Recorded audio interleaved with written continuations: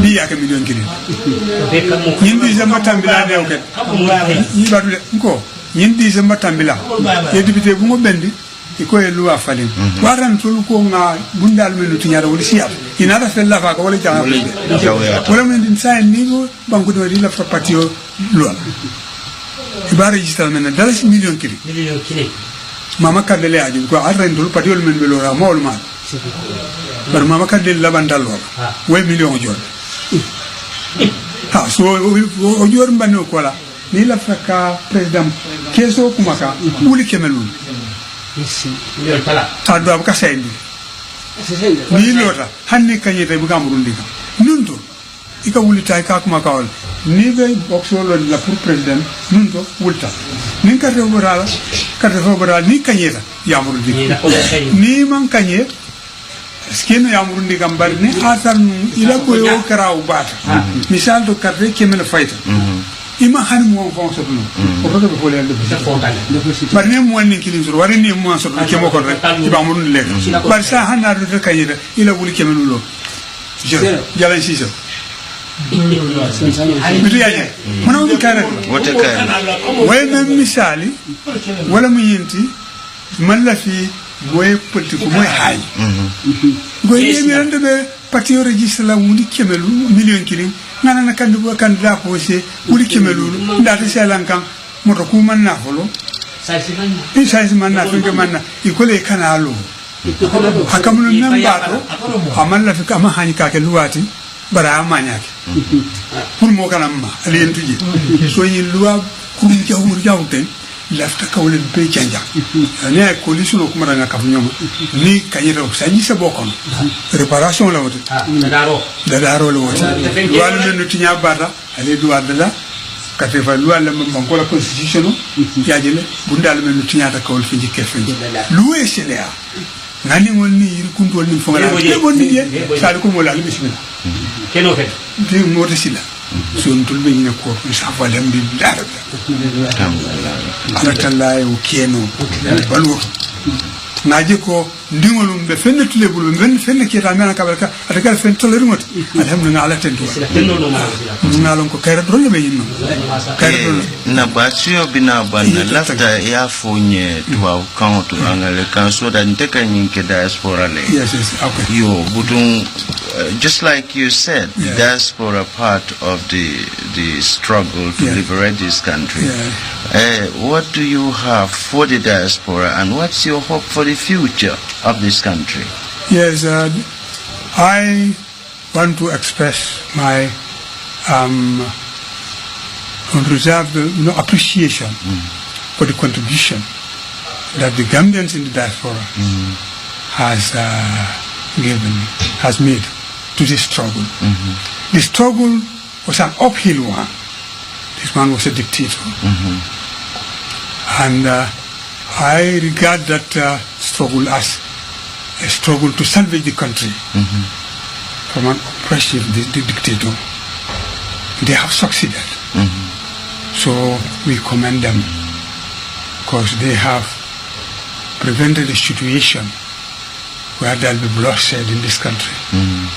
See, so they have contributed immensely, although they are not registered voters, but they have facilitated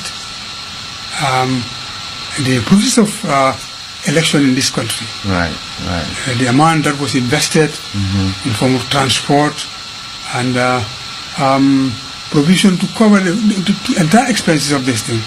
See, it's a very, very laudable sort of initiative that they have taken, and we commend them. And your contribution has paid dividends.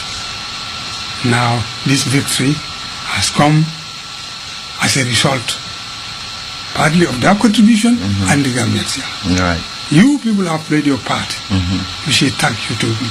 And the people on the ground also played their part. They played their part. Absolutely. Because it's they who have the votes. They have done it. They have done it. And the whole world is witness to this thing. And we also have played our part. For the simple reason that we have been detained, not for anything that we have done personally, but because of the fact because of what we stand for. Exactly. You are heroes to a lot of us. We look up to you people. Yeah. You particularly have been part of my life for quite some time, for your resistance and your resilience when it comes to making sure that democracy foster in this country, from the years of the NCP all the way to the United Democratic Party. You had always played a part in seeing that the Gambia is free, democratic, and livable for all Gambians. I can tell you that we in the diaspora are very happy that you are out, healthy. And we pray that you stay alive for a long time so we can learn from you. The diaspora's contribution, as you said, was geared towards financing part of these elections. And equally, we have been very instrumental in information dissemination. Thank you very much. Social media was occupied, and then we relay your concerns, your problems on the ground to the international community. We are our faith in Allah, our submission to His will, and our pledge to do good and avoid satanic temptations to do evil.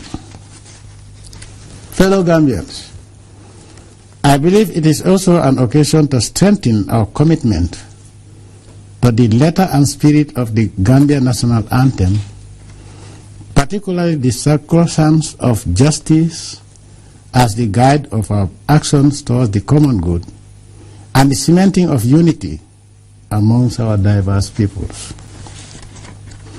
Fellow Gambians, it is the pursuit of justice as provided for in the Constitution of the Gambia that not cheat or allow anyone to cheat on my behalf, so will I not tolerate anyone to cheat me.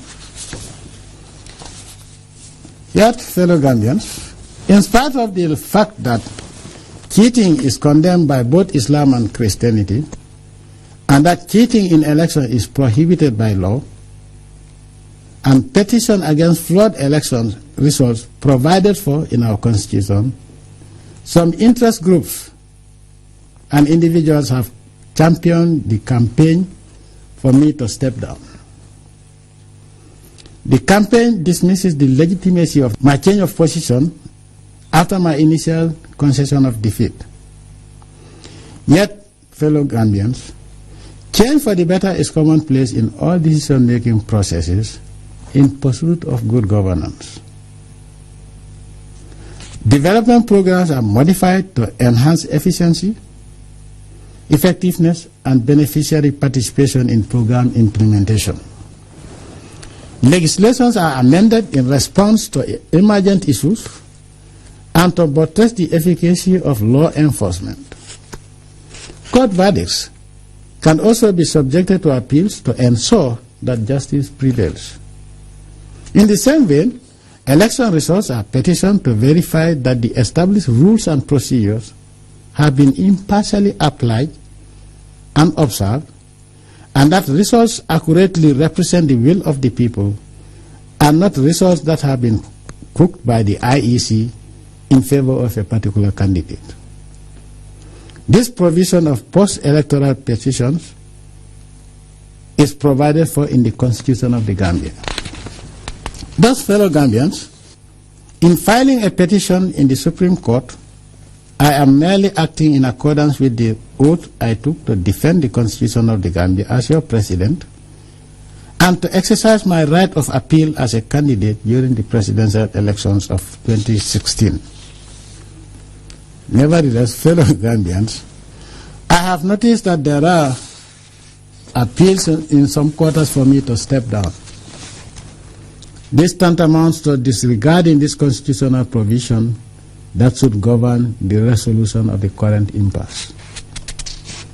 Most, if not all, reasons advanced for the appeal for me to re-embrace my initial position are based on fears of a military confrontation that leads to violence and concern for an outbreak of war in this peaceful country of ours. But a military confrontation with who? Let me make it very clear that we are ready to defend this country against any aggression, and there will be no compromise for that. Let me make it clear again. Most, if not all, reasons advanced for the appeals for me to re-embrace my initial position are based on fears of a military confrontation that leads to violence and concern for an outbreak of war in this peaceful country of ours. A military confrontation with who? Let me make it very clear that we are ready to defend the country against any aggression, and there will be no compromise on this. My government will, inshallah, never opt for such confrontation unless when we are compelled to defend our sovereignty, independence, and dignity.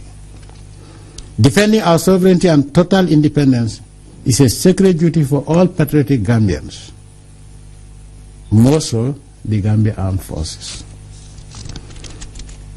What is clearly incontrovertible is that the decision of ECOWAS on the current situation to implement the results of the December 1st, 2016 election by whatever means possible is totally illegal, as it violates the principle of non-interference in the internal affairs of member states, which is an entrenched clause in the ECOWAS Treaty. It is in effect a declaration of war and an insult to our Constitution. It is therefore absolutely unacceptable.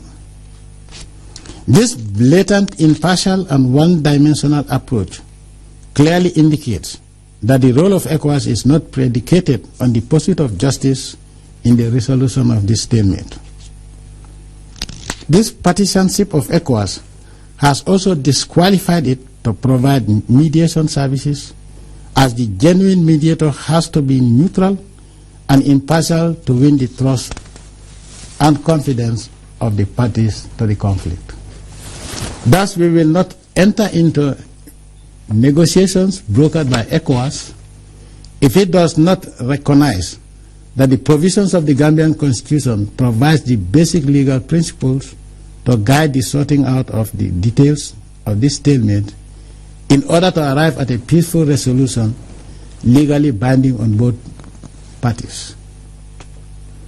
Without this quest for justice within the context of the Constitution of the Gambia and the elimination of the threat of use of force in the position of ECOWAS, the impasse will continue with the risk of escalating into a military confrontation. We have in principle vehemently condemned violence, but we shall never condone injustice, and we will not be threatened. Our sovereignty is not for compromise. However, I wish to remind you, fellow Gambians, that my government has an indisputable track record of peace. We came to power through a bloodless revolution and ensured the sustenance of peace throughout the past 22 years. We exported this culture of peace to troubled spots in the sub-region and beyond through successful mediation efforts that resolve such conflicts. The Gambia National Army has also established itself as a force of effective participants in peacekeeping in other parts of the world. Thus, fellow Gambians, on the basis of deliberate policy, my government developed an atmosphere of peace and stability in our country, and we remain strongly committed to guard the sustenance of this culture of peace that is the envy of many nations, and we will defend it to the last person. Let me repeat this part. On the basis of deliberate policy, my government developed an atmosphere of peace and stability in our country, and we remain strongly committed to guard the sustenance of this culture of peace that is the envy of many nations, and we will defend it and protect it to the last person. In conclusion, fellow Gambians, as we welcome the new year 2017, I wish you all the best and the Almighty Allah's blessings